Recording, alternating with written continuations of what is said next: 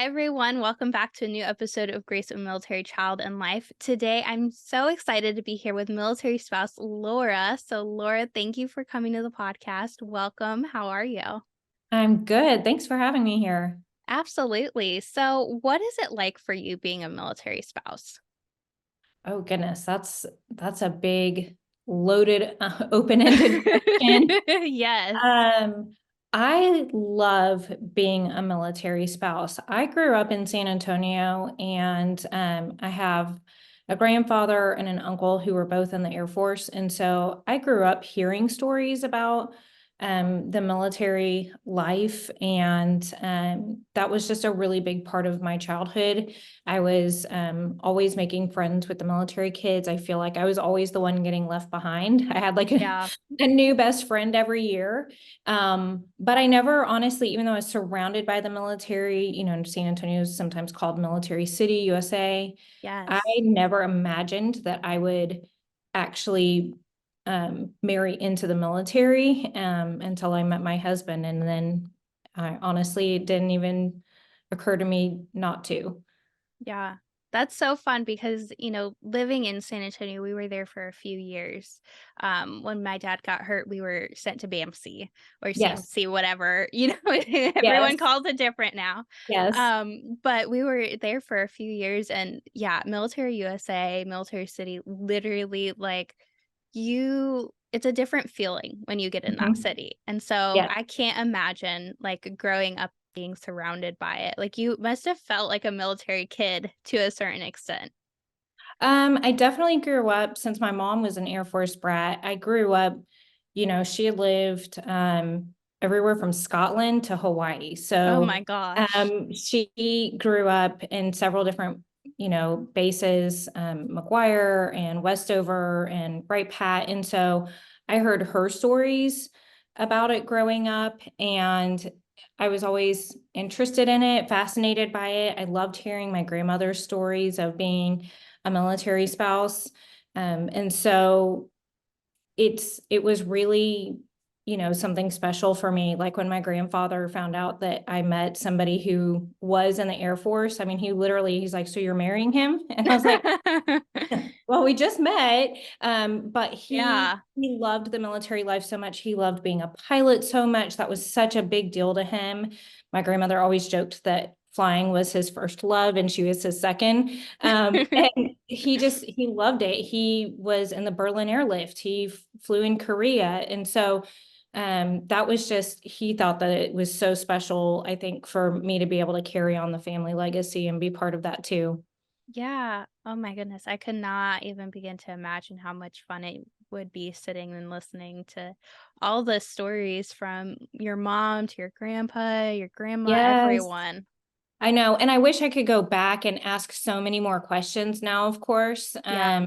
My brother was the one, he was interested in planes and flying growing up. And so he always listened to our grandfather's stories. And so sometimes I'll go ask him, and he's kind of like the keeper of our grandfather's stories and information. And he remembers, he spent a lot of time with them. Like he stayed in San Antonio for college, and he would go golf with them and they would tell him stories and stuff. I heard more from my grandmother's side about being married to somebody in the military and what that was like. But it definitely, it feels really special to be a part of that.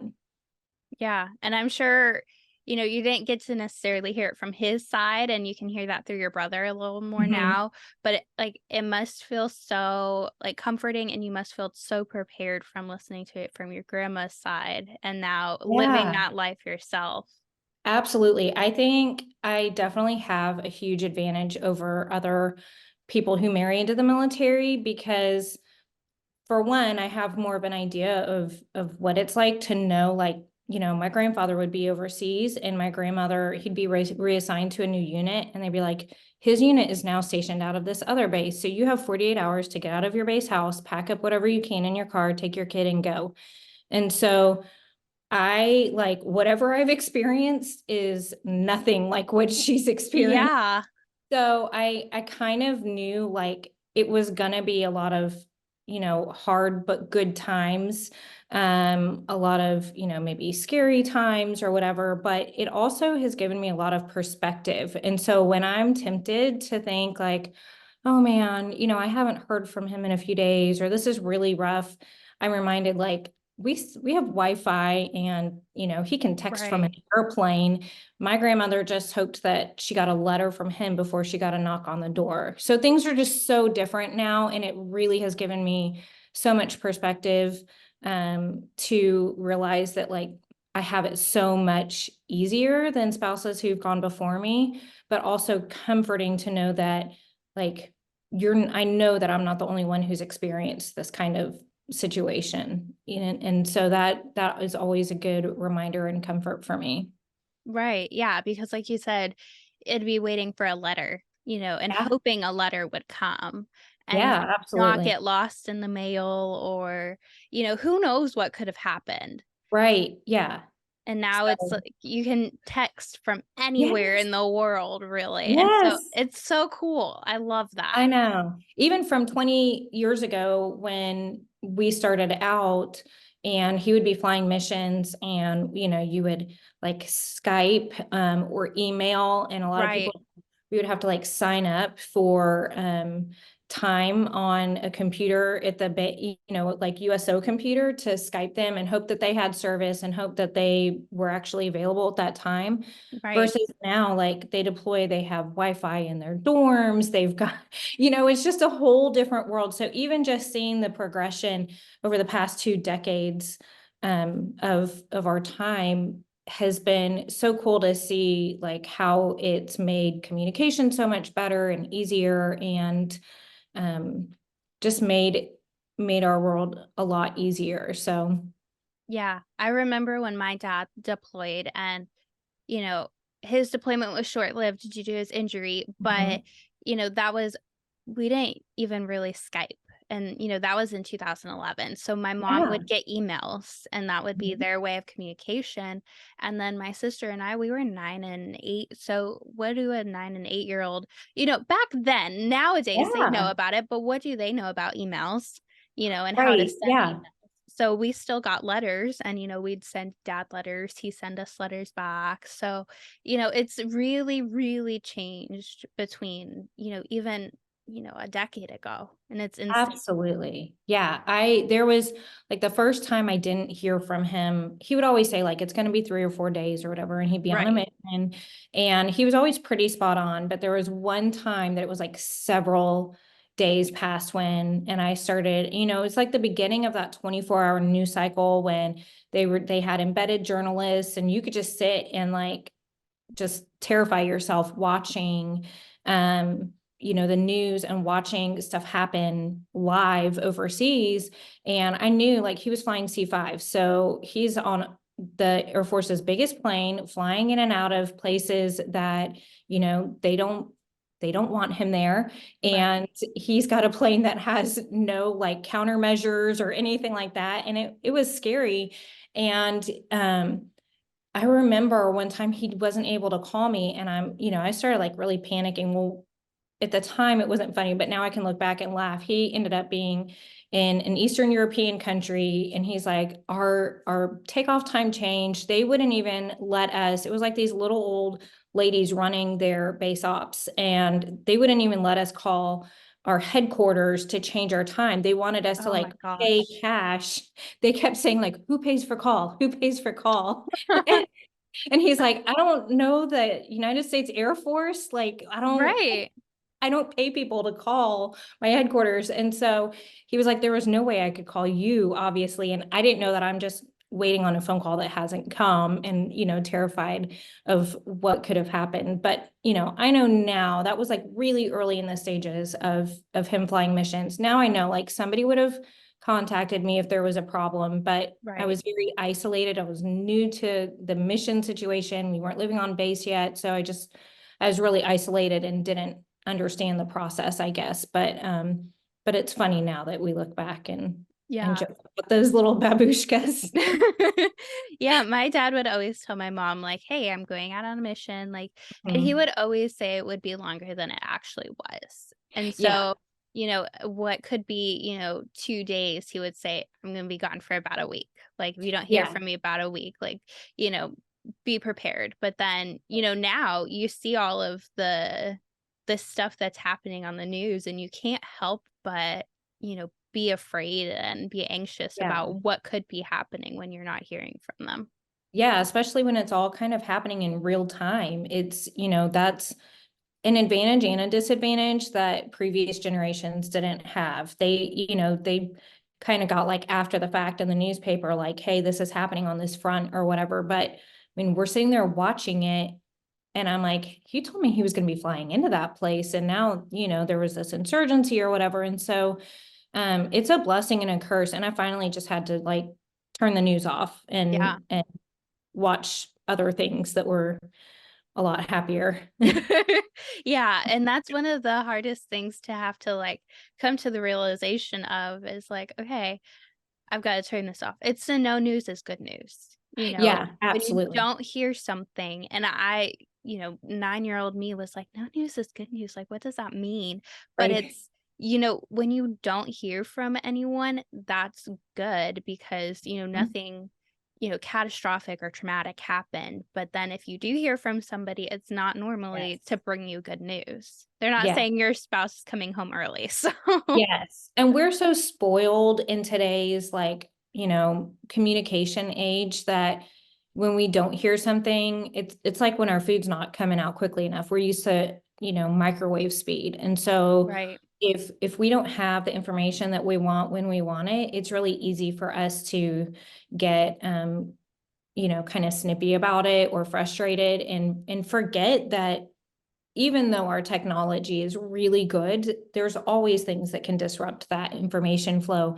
And sometimes it's just they're not able to. And sometimes it's because, it's not like a technology related thing, but it's maybe OPSEC, mission OPSEC or something. And so we just need to remember to be patient. As I preach to myself, sometimes we have to remember to be patient that we Yeah, just, even when they're not deployed, like my husband's working at Air University. So he comes home pretty much every night unless he's TDY.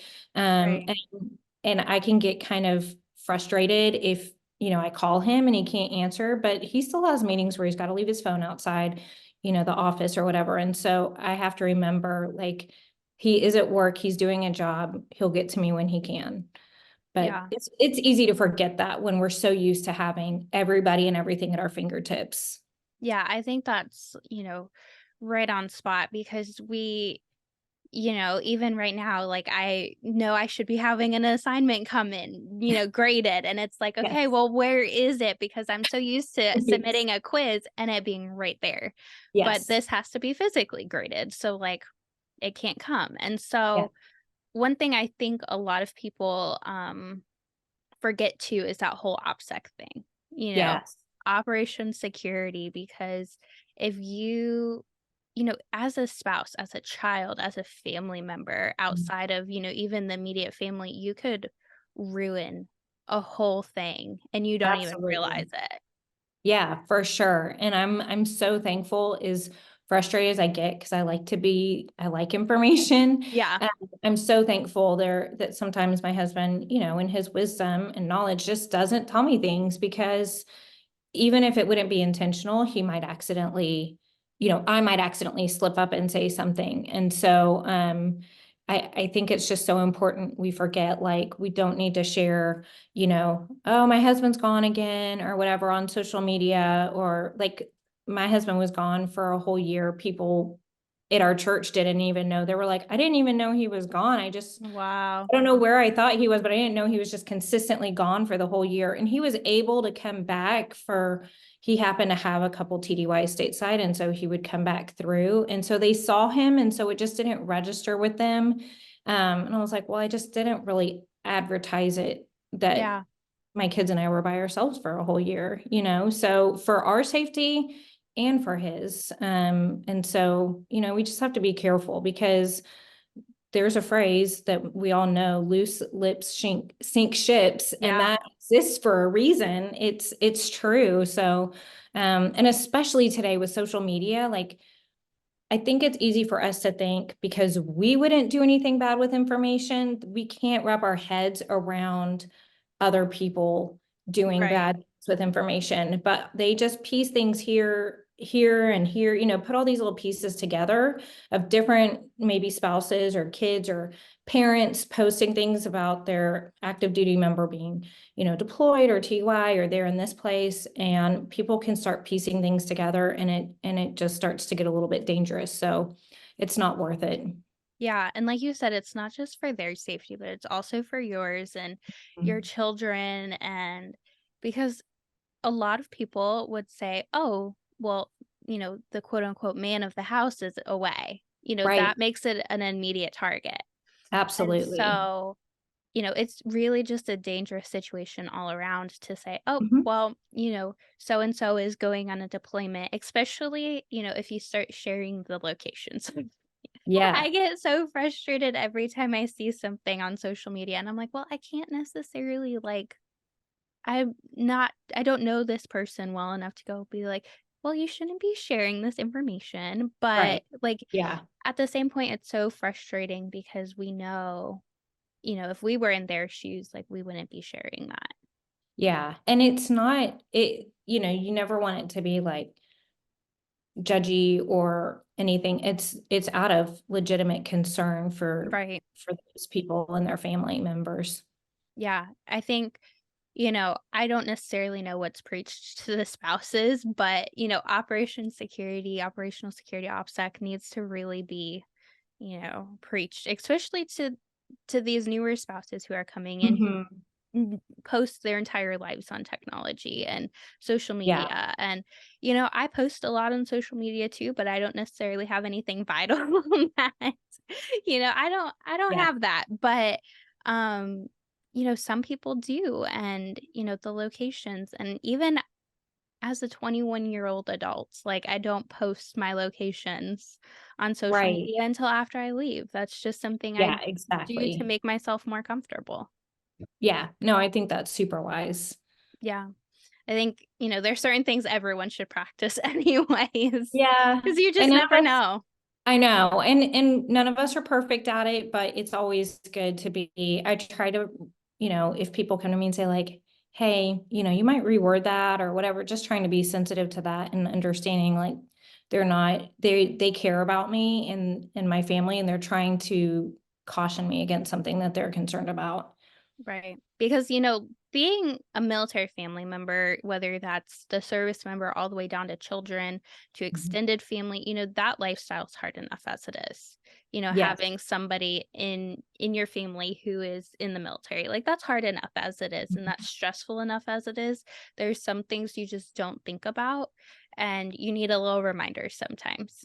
Yeah, absolutely. Yeah, for sure. And my sweet dad, posted before my husband went overseas, and he said something about it. And I was like, Dad, thankfully now you can delete things off of social media. And Right. so a couple people had commented, but he went out and kindly deleted it. And I was like, hey, we're not, I hadn't told him, but I was like, I should have told you earlier, but we're not telling people that he's going to be gone or where he's going, just for safety all around. So Yeah. And, it's so easy to just delete something or reword something and not Mhm. that it's fully gone forever, but it's Yes, at least out of the public eyes. And, right. it's not it saves so much. Yeah, for sure. Yeah. What are some of, those highlights that you've had in the military life? The honestly, the biggest thing that comes to mind is the relationships. We've been so blessed every place that we've been to form some really sweet friendships. And we were just talking about this the other night. My parents' best friends had been Air Force, and so his wife told me before we got married, she said, "Your first duty station is going to be where you make your closest friends." And your closest Air Force friends. And she was totally right. We were just talking about, there's first of all, we were there, we didn't have none of us had kids. And so we had all the time in the world. We could stay up late, we would play cards and eat whatever, take out junk food that we wanted, Yeah. and just really spent a lot of time together. And we weren't limited by like, kids' bedtimes or nap times or sports schedules or any of that stuff. And so that was really fantastic. So I've got my group of friends, we call ourselves the Fab Five, and we still text each other weekly and get together whenever we can. I mean, when my mom passed away, one of the Fab Five was on the other side of Texas, and she drove across the state of Texas and back in one day just to come to my mom's funeral. So Wow. you just form those really, really sweet bonds of friendship.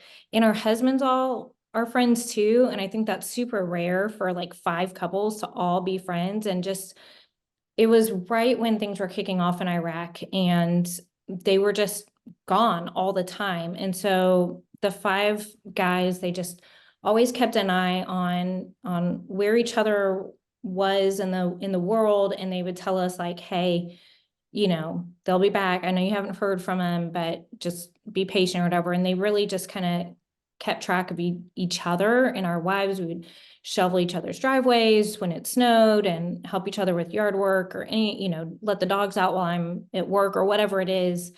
And so those friendships have really been so, so sweet over the years. And then when you move, you make new friendships, but it can be hard because it's like that first base, you're not trying to replace or recreate any specific relationships, but every move after that, you always have that like really special relationship that it's really hard to, you're never going to like replace them or, Right. recreate those situations, those relationships. But we have been so blessed every place we've been, even to create really good civilian friendships and people that we still keep in touch with regularly. So I would think that the relationships have been like the biggest benefit for us and for our family. And then I would just say like different experiences, being able to, I would have never lived in California. I never would have lived in Delaware. Just having those different cultural experiences, getting to travel kind of locally. Our kids have played travel hockey everywhere we've moved. And so we always get to kind of visit the local area and get out like in the surrounding communities and do a little bit of sightseeing and that kind of thing. So I think those have been the biggest benefits and blessings for us in this life. Yeah. It's so fun to be able to visit new places and meet new people and you form your community wherever you go. And Yeah. that's the biggest thing. And you have those people who have been there with you from the beginning and they know Mhm. everything you've been through. And those are, those are the people you go to first for anything. Yeah, But absolutely. then, it's really fun to make new friends along the way and meet new Mhm. people and go on different journeys and explore new things. And, I remember going to San Antonio. I was so excited to be there. And after a while, I was like, well, when are we going to go back to Ohio? Because I didn't understand that whole, okay, well, we're moving from Ohio to Texas. We're not Yeah. going back to Ohio. I didn't like change. So, Yeah. I didn't um, either growing up, and so I never thought I would be in this lifestyle, but yeah, changing every few years. yeah, absolutely. Yeah, but it's so fun to just explore new places and San Antonio has my favorite food by far, and Absolutely. going to the the river walk, what I would do to go Mhm. back to the river walk. But, so many fun things, everywhere you go and, Delaware Yeah. to California and all around. So it's really just you have to make the most of everywhere you go to. Absolutely. You can kind of live like a tourist. Like when we were in Virginia, we had 2 years there and we just made a bucket list. We didn't cross everything off of it, but all the monuments and everything that we wanted to see, all of Yeah. the museums, restaurants, like I went through like online, Pinterest, asked friends, and just made this huge bucket list. And I kept it on like a dry erase board in our kitchen. And when we went and did stuff for the weekend, we would check it off. And we Yeah. probably got about halfway done. But I feel like considering we were homeowners and still trying to like live normal life while we were there, we did a pretty good job of finding a balance between like living normal, quote unquote, normal life and then being kind of tourists in our own city too. Right, and that's the fun part because you know people who have lived there before, and so you can Yes. ask friends, and more than likely going to the next place, like, you know someone who has lived there before, and Yeah. so just being able to ask around and, you know, when you try to go to settle down and your retirement is hitting close, like, you can go back and look at every place you've been, decide if you wanna go back to one of those places, whether you're done with it, you know, and just traveling and going back and then having people to visit, especially making civilian friends there that are not necessarily going to leave. You know, Mhm. it's really fun to go back and you're not necessarily a tourist because you've been there before. You know the spots you wanna go to. Yeah, for sure. You have a connection there too. Yeah, absolutely. And so the last thing I wanna ask you is what advice would you give to another military spouse?